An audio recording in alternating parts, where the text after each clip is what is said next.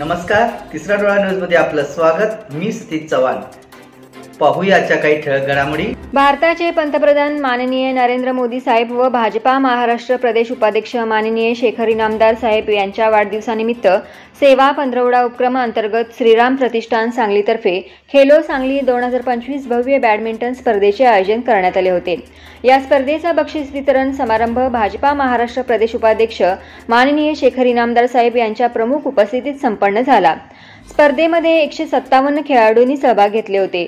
यामध्ये ओपन डबल्समध्ये प्रथम क्रमांक विक्रांत पाटील, ओमकार भुरके, द्वितीय क्रमांक अमय ताम्हणकर, शरद वनमोरे, तृतीय क्रमांक ऋषीन जोशी, ईशान माधवी, चतुर्थ क्रमांक दिग्विजय तरसे, प्रणव पाटील, 30+ डबल्समध्ये प्रथम क्रमांक विक्रांत पाटील, ओमकार भुरके, द्वितीय क्रमांक मंगेश मोरे, ऋषीन जोशी, तृतीय क्रमांक इम्रान तासगावकर, श्रीनिवास एकबोटे, चतुर्थ क्रमांक दिग्विजय तरसे, कृष्णा गेजगे, 40+ डबल्समध्ये प्रथम क्रमांक वरुण पाटील, जितेंद्र चौंदास, द्वितीय क्रमांक वैभव अंबी, रमेश चव्हाण, तृतीय क्रमांक शीतल राजोबा, अख्तर तांबोळी, चतुर्थ क्रमांक हेमंत जोगळेकर, वैभव महाजन। जंबल डबल्समध्ये प्रथम क्रमांक विक्रांत पाटील, शरद वनमोरे, द्वितीय क्रमांक मंगेश मोरे, राजरत्न गायकवाड, तृतीय क्रमांक कृष्णा गेजगे, अमय ताम्हणकर, चतुर्थ क्रमांक जितेंद्र चौंदास, वरुण पाटील तर विशेष बक्षीस मैथिली तरसे, शर्व माळी यांना देण्यात आले। या प्रसंगी रौनक शहा, संजय कुलकर्णी, धनेश कातगडे, योगेश कापसे, शशिकांत टेके, दरिबा बंडगर, रोहित जगदाळे, अजय देशमुख, अमित गडदे, प्रियानंद कांबळे, विवेक जाधव, शुभम देसाई, प्रणव गुडसे आदी उपस्थित होते। या स्पर्धेचे पंच म्हणून पारिजात नातू यांनी काम केले। स्पर्धेचे आयोजन श्री विशाल भगत व ऋषी जोशी यांनी केले होते।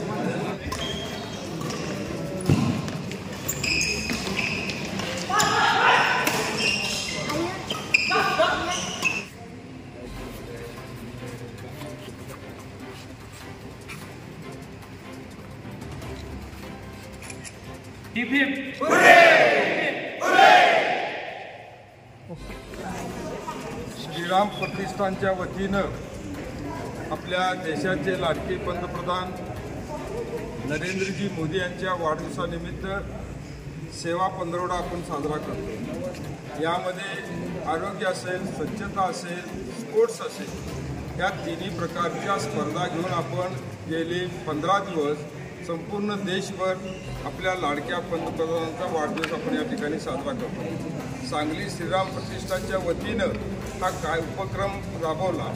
यामध्ये मोलाची साथ जोशी आणि विशाल भगतने केली। याला प्रोत्साहन रौनकभाई शाह आणि सर्व आमच्या स्पॉन्सर लोकांनी केली। या ठिकाणी श्रीराम प्रतिष्ठानला हा कार्यक्रम, हा उपक्रम, ही स्पर्धा नवीन होती, परंतु या सर्वांच्या अनुभवानं आम्ही थोड्या प्रमाणात यशस्वी झालो असं मला वाटतं। सर्व स्पर्धकांचं मी मनापासून आभार मानतो। पहिला अटेम्प्ट असून सुद्धा 170च्या वर स्पर्धकांनी या स्पर्धेमध्ये भाग घेतला। मला खरोखरच या ठिकाणी सर्व स्पर्धकांचे आभार मानायचे आहेत। या हॉल जो आहे बॅडमिंटनसाठी स्पेशल बांधलेला, तो हॉल डॉक्टर मखदूमनी आम्हाला या ठिकाणी देऊन आम्हाला सहकार्य या ठिकाणी केलं, त्यांचं पण मी मनापासून आभार मानतो। आणि आज आम्ही श्रीराम प्रतिष्ठानच्या सर्व आमच्या संयोजकांनी निर्धार केलेला आहे, दरवर्षी याच कालावधीमध्ये आपण मोठ्या प्रमाणात खेलो इंडिया चषक या स्पर्धा भरवणार आहोत। भविष्यकाळामध्ये सुद्धा आपण सर्वांनी ही स्पर्धा आपल्या सहयोगानं यशस्वी करावी ही मनापासून मी आपल्याला विनंती करतो। आणि सर्व स्पर्धकांचे, स्पर्धा नियोजनाचे, स्पॉन्सरचे आणि या टीमचे मी मनापासून आभार मानतो। श्रीराम प्रतिष्ठानच्या वतीने गेले 2 दिवस या स्पर्धा आयोजित केलेल्या आहेत। त्याचं संयोजन अतिशय नीटनेटकं होतं आणि पहिल्यांदाच मला एवढं छान वाटलं या स्पर्धासाठी, कारण सर्व खेळाडूंच्या दृष्टीनं ही स्पर्धा अतिशय सुयोग्य होती। त्यांची जेवणाची पण व्यवस्था अतिशय सुंदर होती। त्यांचं बाकीच्या गोष्टी त्यांना ज्या पाहिजे होत्या त्या त्यांना मिळाल्या। तसंच ज्या स्पर्धेसाठी ज्या बक्षिसाच्या रकमा होत्या त्या पण त्यांना छान मिळाल्या आणि त्यांना बाकीचे किट्स वगैरे हे पण खूप छान मिळालं। त्यामुळं मी खूप समाधानी आहे आणि मला असं वाटतं की श्रीराम प्रतिष्ठाननी दरवर्षी ही स्पर्धा घ्यावी आणि असंच खेळाडूंना प्रोत्साहन द्यावं. आणि मी शेखर इनामदार साहेबांचं आभार मानतो की त्यांनी या स्पर्धेसाठी भक्कम पाठिंबा दिला.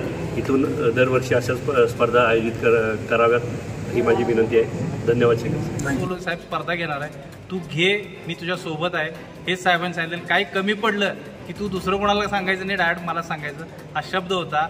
आजही विशेष जी 2 बक्षिसं साहेबांनी दिली की एक मुलगा आणि एक मुलगी, की ह्या बेस्ट टुर्नामेंटमधले सगळ्यात उभरता तारा जो म्हणतात चाइल्ड जे आहेत, तर त्यांच्यासाठी जे काही साहेबांनी केलं तर हे फार कमी लोकांच्या नजरेत राहतं किंवा ते त्यांची चाणक्य नजर आहे तीच ते पकडू शकते, दुसरं कोणालाही ते जमणार नाही.